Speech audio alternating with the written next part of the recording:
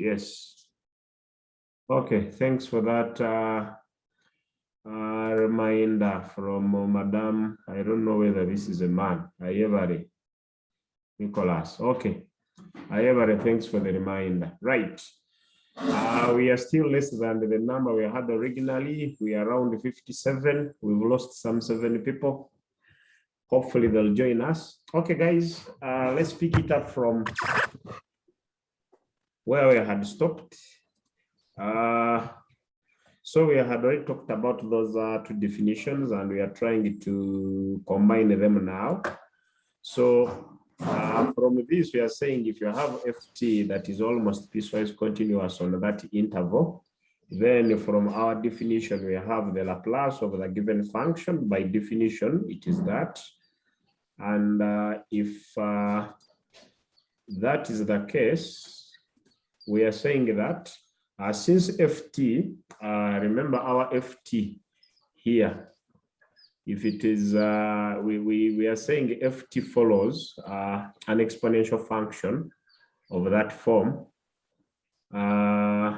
Just come back here. Remember when we talked of ft here in this definition, we have gt, which is of that form, and we talked of the exponential order. So this is gt, but in here we are generalizing it as ft for definition 3.1, definition 1.3.1 and 1.3.2. So that's why we are saying that since ft follows an exponential of this form, as t tends to infinity, there exists t and m such that this holds. This is what we had already highlighted up here. That is this one here.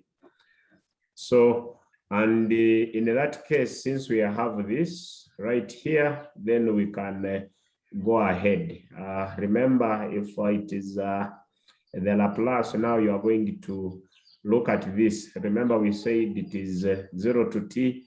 Okay, so we have, by definition, you move from 0 to infinity. But we are saying up here, we said up here, okay, that's right here, that you have this for t greater than t. And when you talk of sectionally, it means this must be on that. So in that case, that's why we have, if you have this, then you can have this as, come on there, okay. Here you are moving from 0 to t. This is plus I'm not free at home. To infinity. Guys, please mute yourselves. I don't want to do a global muting. I beg that you behave. Those guys who are talking in the background, just mute yourselves and you continue with your shisha blowing if you are there, not following. Just mute yourselves, please. Right. Okay. So I'm saying if we are moving from 0 to infinity, this is 0 to t, and then that is t to infinity. A combination of this would give you that. That is the sectional part we are talking about. Okay. So if that's the case, I'll have to be forced to mute you guys. Oh, yeah. Oh, yeah. Okay, I've just peeped into the chat. People still are asking for the login details. I insist, tell them to use the same login details. Kashule has helped me, I think, share the same details. Right. I need to go back to these participants and try to mute these guys. Okay. This is ask all to mute. I just have to.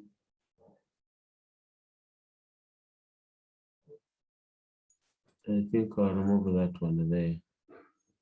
it all, and then I'll say yes.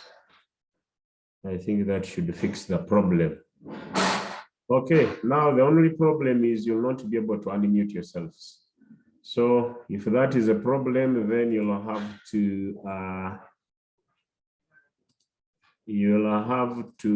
raise your hand or simply pass your question through the chat, because I didn't want to lose time fighting with the people making a noise in the background. Okay. Right. Okay, there is Madam Nakachwa Susan saying I should make someone a co-host. Don't worry about that. I appreciate the suggestion, Madam Nakachwa. But don't worry, I will manage from this side. I have muted all of them, so I don't expect more disturbances. You'll just try to ask your questions directly through the chat. And after I have explained something, I'll try to unmute you and you ask your questions. All right. Okay, so I had just explained this, and that is what we have here. So if you integrate from 0 to t, that is this one, then plus that one, you end up with this. We are saying since f is piecewise, the limit as t approaches a of this will be 0. Remember here you will substitute in here. So if that is the case, what would that imply? You realize that this whole thing here will go off and you'll only remain with this one here. So we are going to concentrate because this one is off, we will remain with this one. Okay, and if that is the case, we get this function here. So we are saying if t has an infinite discontinuity at t equal to a, so this integral here will exist. So we deal with the second part, which is this one here. And once we integrate this, remember it is e of st, but we had ft. This one here was already given. That's why I insist that you guys must have your hard copy, so that I don't flip back. The ft, which is this one here, was already given up here.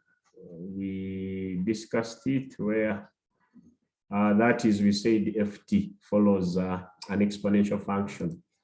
Okay, so with that there, we can integrate. So this ft has the m that has come through. Once you substitute, remember we said the ft follows that, and you have the norm of that function, which is m exponential, that one there. That is for t greater.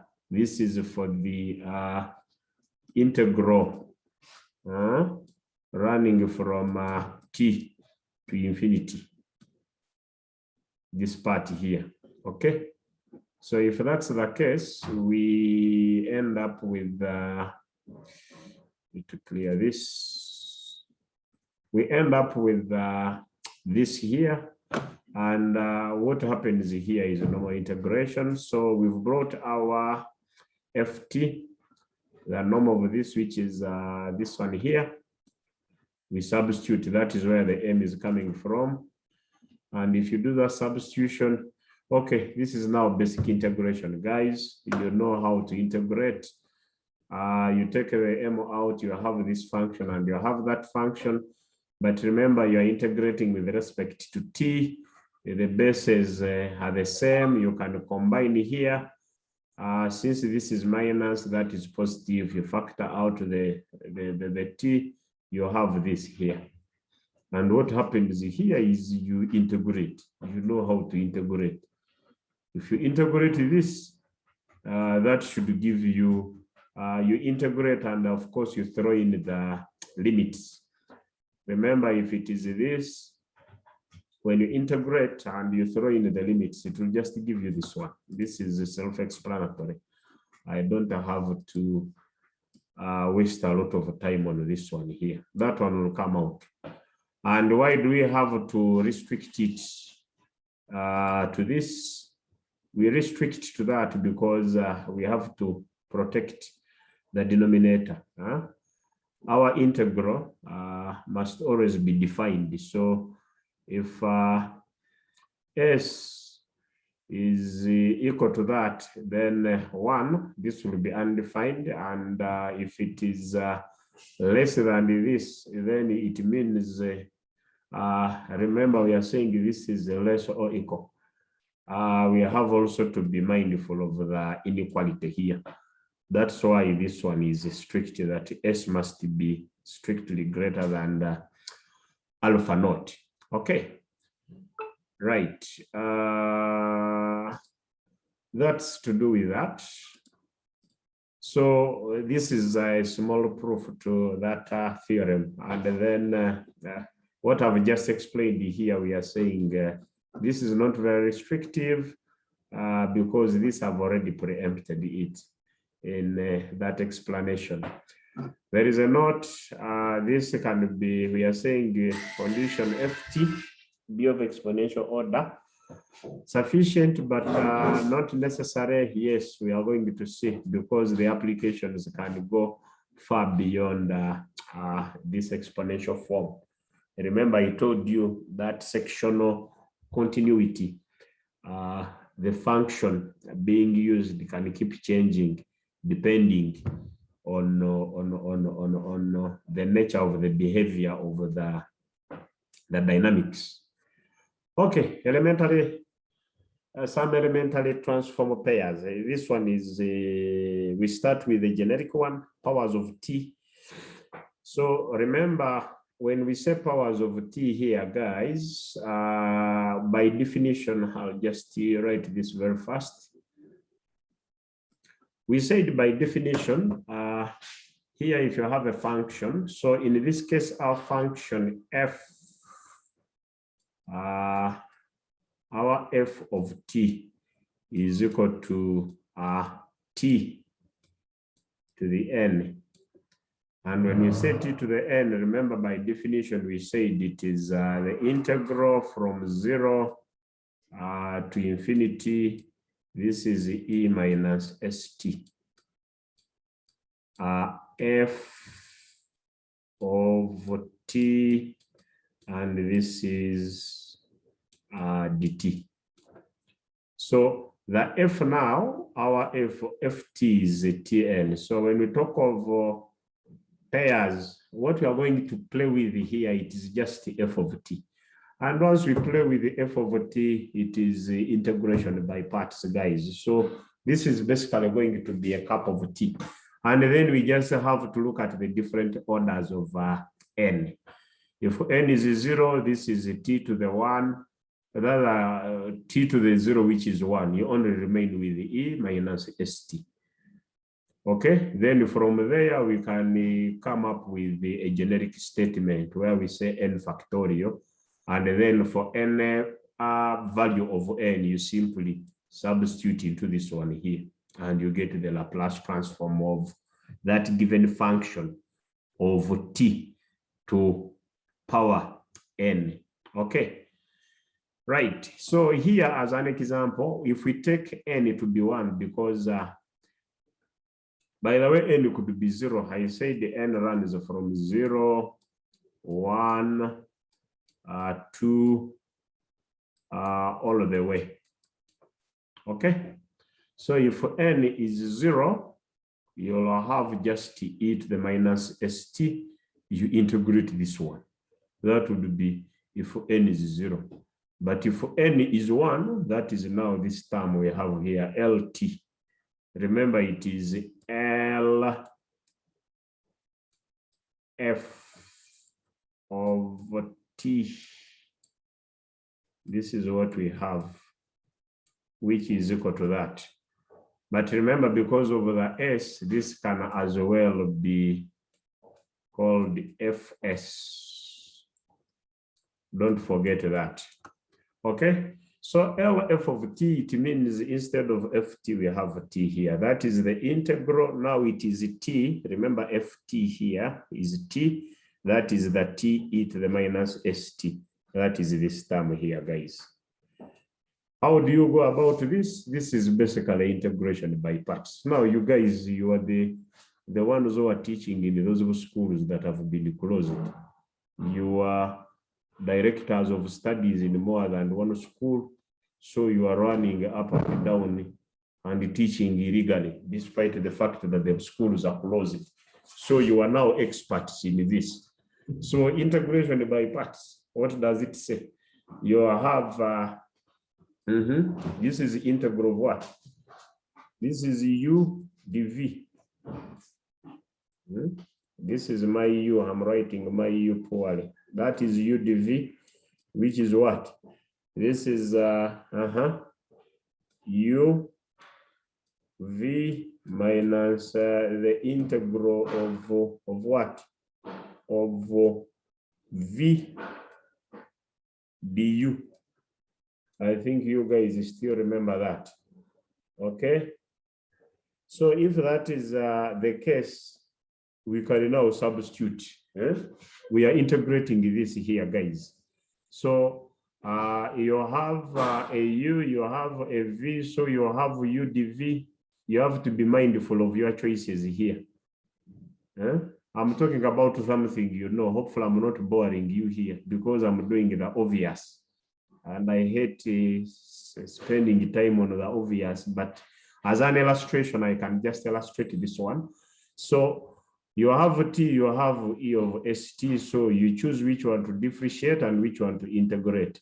So it would be easier to deal with the t. So if we have u, what is u? I can take my u to be t. I'm taking the t here. This t here, I'm taking it to be u. And I'm taking the whole of the est to be a dv. I'm hoping I'm clear there. So if I take u to be t, then it means my du is a 1. And if I have a dv, which is equal to minus, this is e to the minus st. Then what is v? This is dv, it means I have to integrate this. If I integrate this, guys, what do I get? This one, I think it will give me what? That should be minus 1 over s e to the minus st. Hopefully I'm right there. You can alert me if I'm wrong. You have this. If you have this, you differentiate this one, that will give you minus s. That gives you minus se to the minus st. Then you make that the subject, which is minus 1 over s. Okay, I think that's it. So you have du, u is t, it means du is 1. Then we have taken dv to be this integration by parts, guys. That is that. Then when you integrate this, it gives you minus s. Then we substitute. Where are we substituting? We are substituting into this formula here. Over we are together. I'm sure we are together. So when you substitute into this formula here, you have a u, this u now here, that u there. I can't use that color because, oops. Let me use this one. So this one here is now, u is t, guys. Then I have a v, but my v is minus 1 over se to the minus st. That is what I have. And that is this part here. So I have t, then I have a minus. So that's why you see I have t e to the minus s t over s. That is the product of u and v. That is what is giving me this thing here. This one is the u v. Hopefully I'm clear there. Then I bring in the minus integral of VDU. Minus, but remember this minus, that the V, this is VDU, but the V has a minus, it has this minus here. So because of the V having a minus here, what was minus here becomes a plus, which is this one here. Okay, so that is the plus 1 over S integral. Then I bring back the E to the minus ST, which is this one here. Okay, I think I'm clear there. Then you integrate this one alone. And if you integrate this one alone, what is this one going to give you? Integrating this part here, this integral only. That integral only will again give you a minus 1 over S E to the minus ST. That is what that integral will give you. This one here. That is what it gives you. So because it is minus, you are going to bring this minus thing here and you multiply it here. So this 1 over S, 1 over S, that is what gives this 1 over S squared. Hopefully we are together. Then here it was a plus, but because of this minus here, the whole thing becomes minus there. And the EST is this one here. Then you throw in the limits, that is 0 to infinity, which are these limits here. And if you do that, you end up with 1 over S squared. So this 1 over S squared now, you see why I was talking over the Fs, because the final solution will be in terms of S. This Fs here is what we call the L of Ft, which Ft here is just T to the power 1, where N is 1. So you end up with this one here. Then what we do now, we just keep changing the value of N. We started with 1. What did 1? If you simply do 1 is exactly this integral here, which was 1 over minus 1 over S e to the minus. So when you have this, it will simply give you the 1 factorial. Remember, even 0 factorial is still 1. 0 factorial, this gives you a 1. And 1 factorial, also that one gives you a 1. You remember, if you had taken t to the power 0, that's why we simply say n factorial for s greater than. Okay, I think there are no questions here. I have overly explained that. So now we can change. This one was a t, that is if t is 1 now. If t is 2, if t is 2, you now get this function here. That is t squared, which is that term there. Then again, you follow the same steps, you end up with 2 over s cubed. Then when you upgrade this 2 to a 3, you are going to end up with a 4 down. That's why we say it is n factorial over s n plus 1. Okay. I don't know whether you guys can hear me. You are so quiet. Can someone say a yes in the chat room and I continue? Can you guys hear me? Simply type a yes and I'll know I'm still with you. Otherwise, I could be talking to ghost participants. All right, at least you are still there and you are following. Good. Okay, thank you.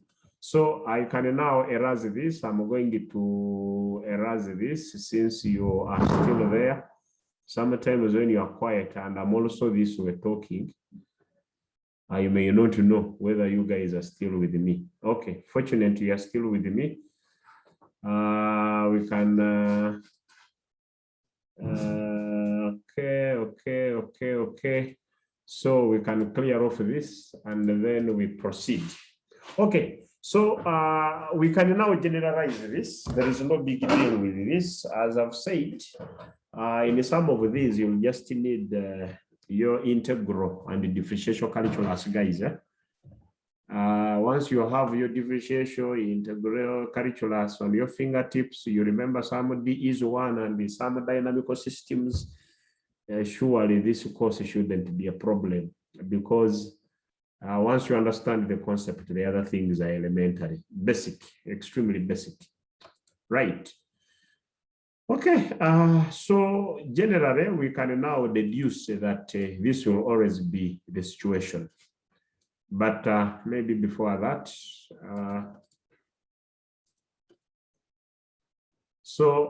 for any function of this form,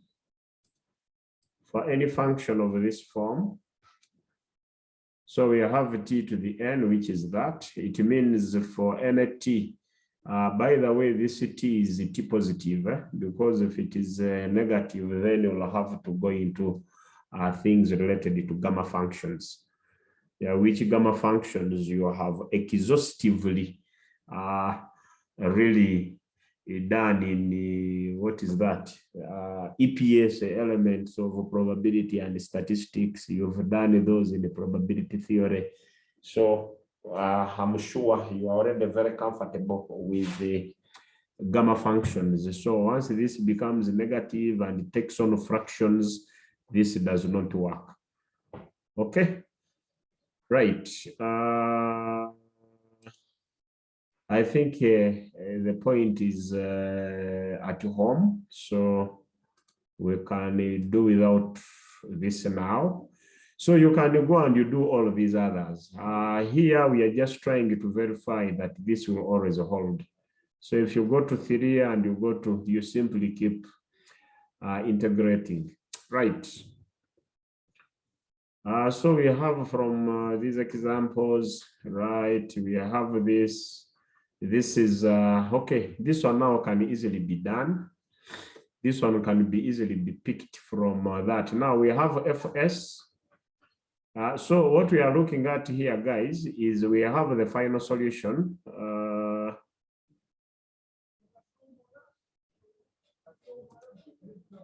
This is the solution here. Then the question is, how do we get the inverse? So this is basically the inverse here, ft. So you are given this. How do you go back to the original function that was looked at? So this is our so-called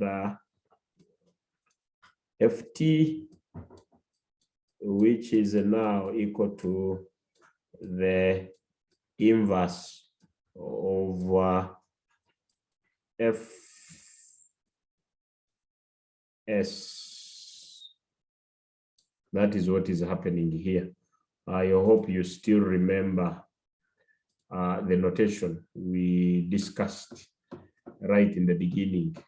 We are blending, you see somewhere here. We are saying ft is L minus, this is the inverse of fs. So if you have fs, can you go back and you find the ft? This is what you are trying to discuss here. As soon as this session runs out, it is telling me it will end in the next 10 minutes. We'll be remaining with some few minutes to 11. So once this time is out, guys, you can log back in. Okay, because it has warned me that some 10 minutes remaining. Right, so I was simply, guys, Ochen, John, you can turn off your video. Better that way. If you turn it off, please. Okay, we are saying ft is that. This is the inverse. So I'm just referring to what we have here. This is just a simple way of demonstrating the inverse. So if you have this, I can just highlight it. You have fs. This is what we have. Now the question is, from this, can we find the ft? And that's what we are doing. So simply divide each of the terms in the numerator by the denominator. If you have this over that, that's 1 over s. This over that is 3 over s squared. then this over this is that over that. Okay. Now remember, we said it is n factorial over s. This is to the power n plus 1. This is our L of t to the n. So since these ones must be at your fingertips. Since this is the case, then this is very easy. I have n factorial. So n factorial here, if I have 1, remember 0 and 1 factorial to give me 1. So what does that mean? 0 factorial, this is 1. So it means n is 0 here, there I have 0. Guys, I hope I'm with you. So since it is 0, I just look at what I have here. So if I have 1 over s, it means that, guys, turn off the video. This guy, Ochen John, can you turn off your video, Mariam?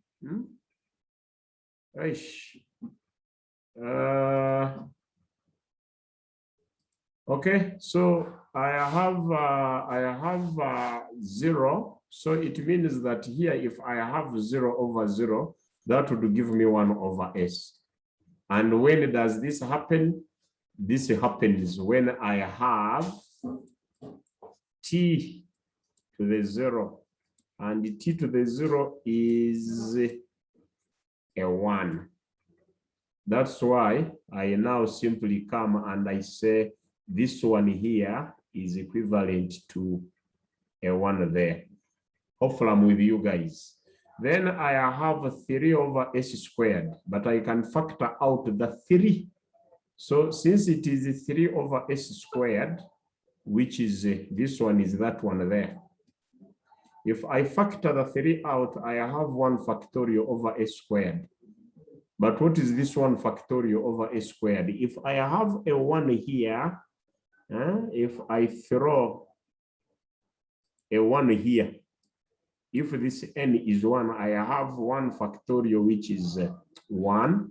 Then I have 1 plus 1, which is 2. So I have s squared. So that is 1 over s squared. But I have a 3 out. Remember, I had factorized the 3 out. And since 1 over s squared, this one is derived from t to the power 1. It means the entire 1 over s squared is t.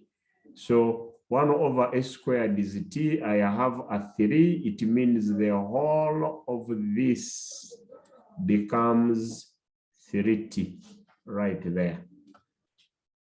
And then we go to the last one. The last one, remember, we got this from that. That is the 2 factorial over that. 2 factorial, remember, it is n factorial. It means it is 2 plus 1, which is 3. 2 factorial is 2. I get that over that. That is now my 2 over s cubed. Over s cubed. All right. But remember, there is a 2. Remember, in here, I had a 4. So what I have done to the 4 is simply to split it into 2 times the 2 factorial. Then I take this 2 out, the first 2, and I main with the other 2 factorial. So this 2 factorial, it will give me this over that, implying that this is equivalent, or this is derived from t squared. So since it is derived from t squared, I now substitute the whole of this with t squared. So that implies that the whole of this will give me the 2t squared, which is this one here. I don't know whether we are together there. So it means that now, given our fs, which is this thing here, we can get ft, which is the inverse. And this ft here is what we've got as the inverse of fs. Hopefully I'm clear there, guys. All right. Okay. I don't know whether I see as if there are questions here. Let me just keep there. Okay. That's fine. Right. Clear that. Okay. Okay, we have this. This session is going to end, I think, in the next 2 minutes. Since it is ending in the next 2 minutes, I think I could pause a little bit, but maybe before that, we could start off with this one. So here, find the Laplace transform of ft. Guys, as soon as this session ends, please log back in and we finish up our time. You'll use the same link. You will strictly use the same link. Okay, we now have a piecewise function. Remember, we talked of some functions being piecewise in our definition. We said if that one is almost piecewise, then you can have that, and that one is what we used to kick off this term here.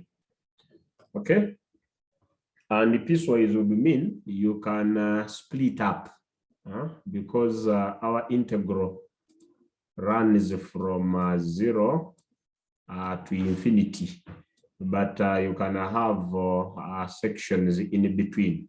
That is the sectional continuity that we are talking about. So long as you run from here to here, you can have sub-intervals in between. And that can be used in the next example. Okay. I'm remaining with less than 1 minute. So this session is going to end, guys. And then you log back and we look at this example here. Okay.